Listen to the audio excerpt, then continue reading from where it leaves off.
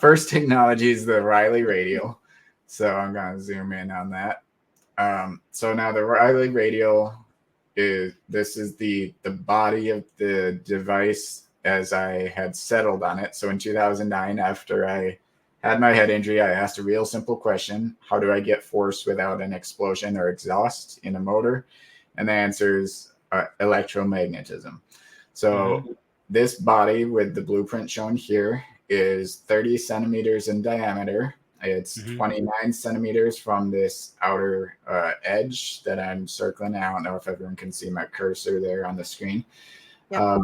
And it's 21 centimeters at the center as a center hole. And then we have 4 centimeter piston clearances in 8 different piston clearances in a rotation of 45 degrees each. Now, around each of those piston clearances, you can see a little box in there. That little box is for a permanent magnet to be inserted. And then you'll also notice these little dots here. That is just basically screw holes for assembly. And those are half centimeter or quarter centimeter, depending on what type of screws I happen to have in my toolkit at the time. Any I have some questions already. Yeah, go for it. So first one question, it kind of piggybacks on mine, so I'm going to let them ask it. Boone asks, would this radial replace our everyday vehicle engines? It certainly could. You would still want to have some form of battery and some form of electric motor to specifically drive either the transmission or to drive the wheels. But it could certainly power it and replace regular vehicle engines. Okay, so immediately when you started explaining this, I was like, okay, I guess I have to back up with the reason for this. You're building a motor, basically, right? This is the beginning of building a motor. Yep. And you why? And I guess for those people that don't know even how a motor works to begin with, for you to even ask that first question, how do you get force without an explosion or exhaust in a motor? What does explosion and exhaust do in a motor to begin with? Yeah, so usually, and I kind of started with V8s. Like I said, I got back from Iraq and I started building cars from the frame up, and I liked the Chevy 350 because it was the most common block ever made in automotive history, and it was also pretty awesome to stroke one out 30 millimeters to a 383 stroker, which is technical. You don't even know what that means. Basically, as I started building motors and thinking about the way I could improve upon the design, with a standard V8, you have your pistons canted at a 90-degree angle to each other, 4 on each side, and on top of those pistons, you're going to have your I'm losing the word here, your piston heads, as well as your spark plugs and your fuel injection. So your fuel injection goes into the piston chamber, your spark plug ignites it, and that pushes the piston down. The piston is connected to a rod, and that rod is connected to the crankshaft, and it causes rotation. That rotation is connected to either your flywheel or your clutch, which is going to drive your transmission and move your car. So essentially, the entire point of a standard V8 motor or a standard car engine or any engine or motor is just to cause rotation. That's what you're going for. You just need something to cause a sustainable, powerful, high torque rotation. And that is what is going to cause you to be able to move an automobile or to create electricity. So most cars use a standard alternator, and I do have a slide of a regular alternator in here later. But basically, whether we're using nuclear power or hydroelectric power or wind energy, pretty much anything but solar, you're only really creating energy by turning a permanent magnet within a copper coil. That's it. Like, people think the nuclear energy is coming from an actual like nuclear reaction, but that's not what's actually doing it. They're using the nuclear reaction to heat up water, and that water is creating steam, and that steam is still turning a turbine, just like if you were running a turbine on a dam and hydroelectric power. So rotation is really what this is all about, to create electricity or to Thank create you. Yes, thank you for explaining that, because I kind of I get it. I get it much better now that you've explained it in that way, just to even understand why you asked that question to begin with. As far as, you know, why you would need how you could get force without explosion or exhaust in a motor, because the exhaust, like Ryan has said, like up at the university there, they have like a reactor that they use waste to create the steam, to boil the water to create the energy, right? Yeah.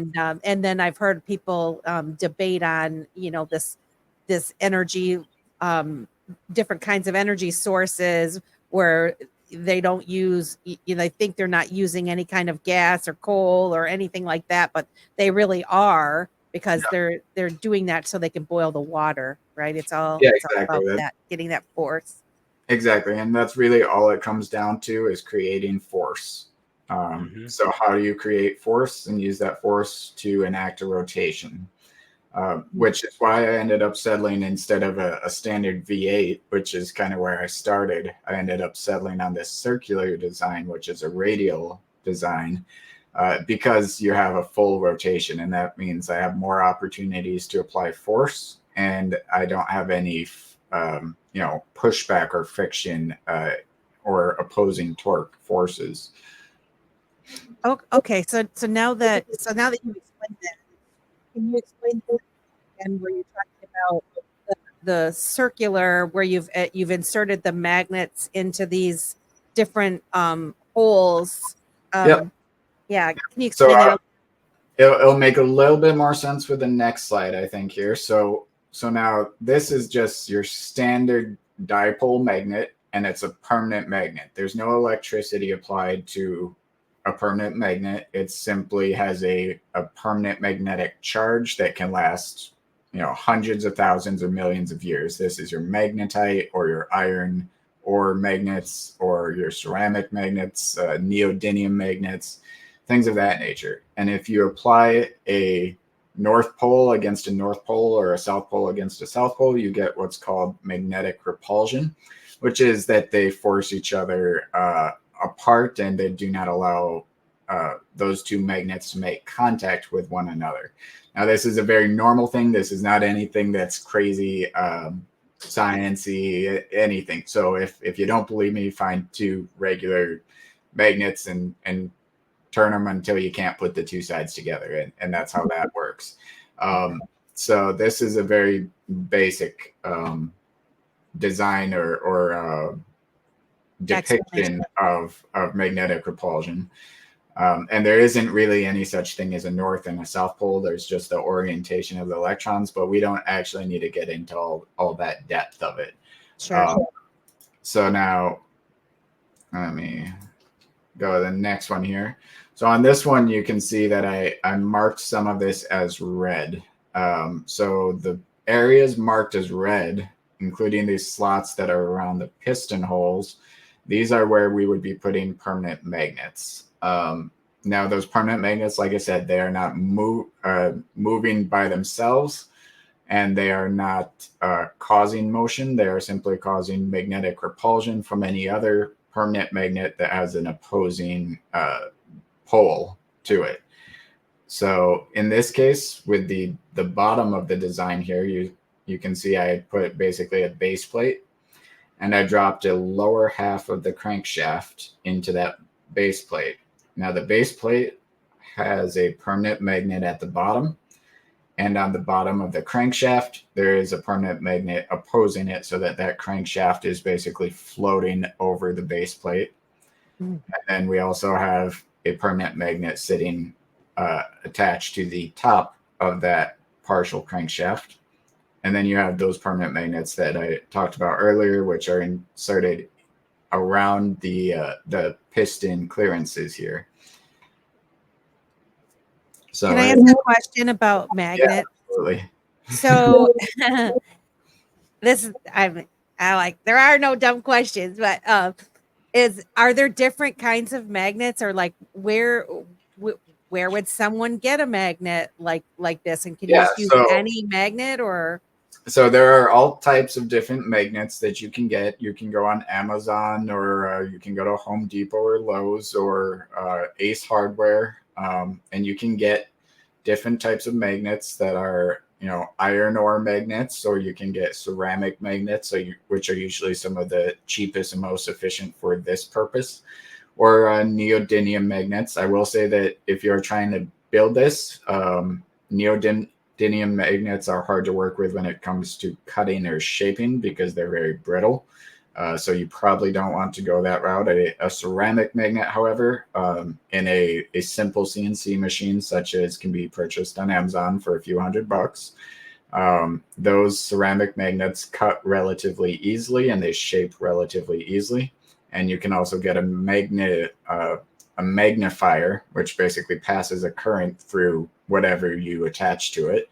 That would remagnetize any piece of metal that happens to be iron or ceramic iron composite, so that you make sure you have the right orientation based on how you cut the magnet if you had any problems there.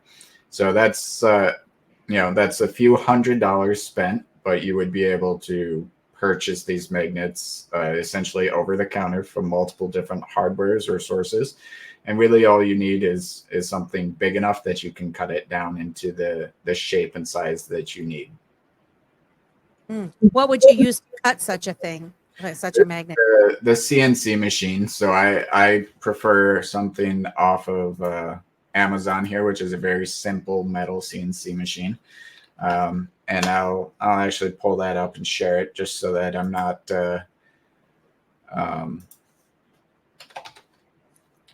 being a little bit obscure here. I want people to see exactly what I'm talking about. So let me switch to a different screen.